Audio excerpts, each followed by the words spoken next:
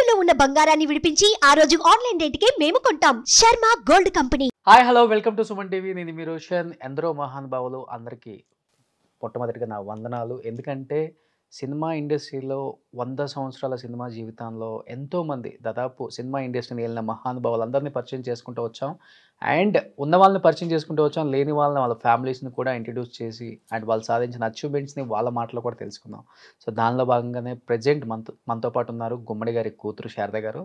So అమ్మతో మాట్లాడి నాన్న గురించి ఏం చెప్తారో చాలా వరకు ఎక్సైట్మెంట్ అండ్ క్యూరియాసిటీ, ఎందుకంటే ఫస్ట్ టైం ఆమె స్క్రీన్ ముందుకు వస్తున్నారు. At the same time and ఎప్పుడు కూడా ఇండియన్ మీడియా హిస్టరీలో ఎక్కడ లేదు సుమన్ టీవీ చేసే అంత గొప్ప గొప్ప ఇంటర్వ్యూస్ని మాకు అందిస్తున్న వాళ్ళకి అండ్ ఆదరిస్తున్న ప్రేక్షకులకు కూడా thank you so much. And అమ్మ నమస్తే, ఎలా ఉన్నారు? బాగున్నాను. సో ఇంచుమించుగా నాన్నగారిని చూసినట్టుంది కొంచెం. సో ఆల్మోస్ట్ దున్నేశారు ఇండస్ట్రీలో. ఎందుకంటే స్క్రీన్ మీద గుమ్మడి గారిని చూస్తే మన నాన్న ఇలానే ఉంటారు కదా అన్న ఫీలింగ్ వస్తుంది థియేటర్లో చూసే ఆడియన్కి. ఇంట్లో నాన్న ఎలా ఉంటారంటే ఏమని చెప్తారు? నానేనండి, సింపుల్. ఎందుకంటే మూగమంచు సినిమా ఇప్పటికి మా అందరికి గుర్తు, ఎప్పుడైనా ఈటీవీలో వేస్తూనే ఉంటారు. సావిత్రి గారు గుమ్మడి గారు నిజమైన తండ్రి కూతుర్లా అనేలా ఒదిగిపోతారు, ఆయన కూడా అంతగా ఒదిగిపోతారు. అంతలా నటించడం జీవించడం ఎవరి తరం కాదు, మేము చూడలేదు కూడా. నాన్నలు చాలా మందిని చూసాం ఆ టైంలో. అంటే 5 మంది ఆడపిల్లలు ఉండటం వల్ల నాన్నకి తేలిగ్గా కూడా అనిపించుండొచ్చండి. అక్కడ మేమే కనపడతామేమో, ఏమో తెలియదు మనకి. ఎప్పుడు మేము ఆ మాట నాన్న ఎప్పుడు అడగలేదు, డిస్కస్ చేయలేదు. బట్ మీరు అడుగుతుంటే అనిపిస్తుంది, ఆడపిల్లలు తండ్రిగా ఇంట్లో అంతమంది ఆడపిల్లలు ఉన్నప్పుడు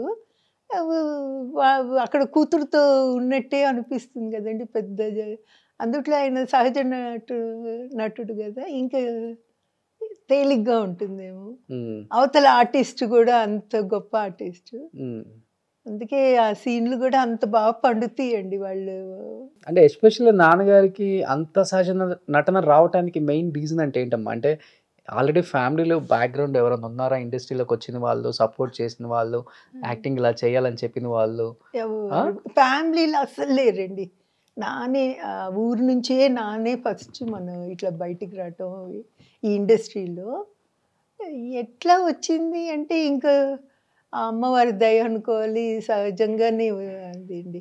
కొంచెం ఓవర్ యాక్టింగ్ అంటే అసలు మొదటి నుంచి ఇష్టం ఉండేదండి. కొంతమంది డైరెక్టర్లు అడిగినా కూడా సున్నితంగానే చెప్తారండి. ఓవర్ యాక్టింగ్ అస్సలు ఇష్టం ఉండదు, ఎంతసేపు అండర్ ప్లేగా చేయటం. నేను అనుకోవటం సహజంగానే వచ్చిందండి. ప్లస్ బిగినింగ్ డేస్లో బాగా హాలీవుడ్ సినిమాలు బాగా చూసేవారండి నాన్నగారు. బాగా చూసేవారు, మేము కూడా వెళ్ళేవాళ్ళం అండి నాన్నతో. అప్పుడు చాలా చిన్న పిల్లలు గుర్తుంది. న్యూ ఎలిఫెన్స్టన్ థియేటరు, క్యాసినో థియేటర్ అక్కడ వచ్చేవండి మెడ్రాస్లో ఇంగ్లీష్ సినిమాలు. నాన్నతో పాటు వెళ్ళి, అప్పుడు ఇంగ్లీష్ కూడా అర్థమయ్యేది కాదు, సినిమా కూడా తెలిసేది కాదు, కానీ నాన్నతో వెళ్ళి సినిమాలు చూసి వచ్చేవాళ్ళం అనమాట. ఓకే, చాలా చూసేవారండి, ఏ మాత్రం ఫ్రీ టైం దొరికినా సినిమాలు చూసేవారు. సో హాలీవుడ్ సినిమాలు అంటే నాన్నగారు ఏం చదువుకున్నారు?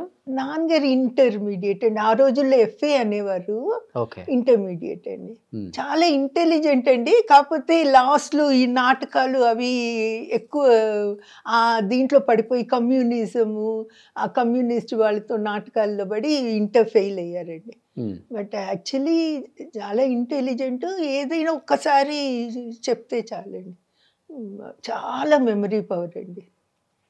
అక్కడ దాకా ఎంత మెమరీ పవర్ అంటే మమ్మల్ని ఎప్పుడన్నా ఏదన్నా మర్చిపోతే అడిగేవారండి, మేము తలలు బద్దలు కొట్టుకుని ఆన్సర్ చెప్పే లోపల నాన్నకి గుర్తు వస్తుంది అనమాట. అంత మంచి మెమరీ అండి. బట్ నాన్నగారికి బీజం వేసింది ఎవరమ్మా? అంటే ఇండస్ట్రీ నుంచి ఎవరు లేరు మనకి సపోర్ట్, నాన్న ఒక్కళ్ళే వచ్చారు రంగంలోకి. బట్ ఇండస్ట్రీలోకి రావడానికి ఎవరో ఆ రోజుల్లో చాలా కష్టం, ఈ రోజుల్లో చాలా ఈజీ అయిపోయింది యాక్టింగ్ చేయాలంటే. బట్ అప్పుడు అలా ఉండదు, గేట్ వరకు వెళ్ళాలంటేనే కష్టం అయిపోయిన రోజులు అవి. బీజం అంటే అసలు నాటకాల మీద ఇంట్రెస్ట్ ఉండి నాటకం వేశారంటే అండి ఊళ్ళో. అది మాధవపేది వెంకటరామయ్య గారు బాగా హక్కును చేర్చుకున్నారండి నాన్న దుర్యోధనుడి పాత్ర వేశారు. ఆయనకి అపర దుర్యోధనుడు అనే పేరు ఉండేదంటండి మాధవపేది వెంకటరామయ్య గారికి. ఎవరు ఈ వేషం వేసింది, ఎవరు ఈ కుర్రాడు అని కనుక్కొని వచ్చి చూసి బాగా చేస్తున్నావురా అబ్బాయి అని ఆయన తెనాల్లో నాన్నకి బాగా శిక్షణ ఇచ్చారండి. దుర్యోధన్ డైలాగులు ఎట్లా చెప్పాలి, మెయిన్ ఆర్టిస్ట్కి చేతులు మాట్లాడేటప్పుడు చేతులు ఎక్కడ పెట్టుకోవాలి అనేది పెద్ద డైలమా చాలా అండి. ఆదుర్తి సుబ్బారావు గారిని కృష్ణ గారు వాళ్ళు సుకన్య గారు రామ్మోహన్ గారు అడిగేవారంటండి, డైలాగులు చెప్తున్నాం చేతులు ఎక్కడ పెట్టుకోవాలి ఎట్లా పెట్టుకోవాలి అంటే ఆయనకు కూడా సమాధానం తోచలేదంట. నాగేశ్వరరావు గారి సావిత్రి గారి పాత సినిమాలు చూడండి అప్పుడు మీకు తెలుస్తుంది అని చెప్పారంటండి. సో నాన్నకి అవన్నీ నేను అనుకోవటం ఇంగ్లీష్ సినిమాల్లో చూడటం మూలాన నాన్నకి అండర్ యాక్టింగ్ కానీ న్యాచురల్ యాక్టింగ్ కానీ బాగా వచ్చిందండి. ఆటోమేటిక్ అది స్వతహాగా ఉండుంటుంది, దీనివల్ల డెవలప్ అయ్యిందండి ఆ ఇంట్రెస్ట్. సుమన్ టీవీలో మీ పర్సనల్ అండ్ బిజినెస్ ప్రమోషన్స్ కోసం కింది నెంబర్కి కాంటాక్ట్ చేయండి.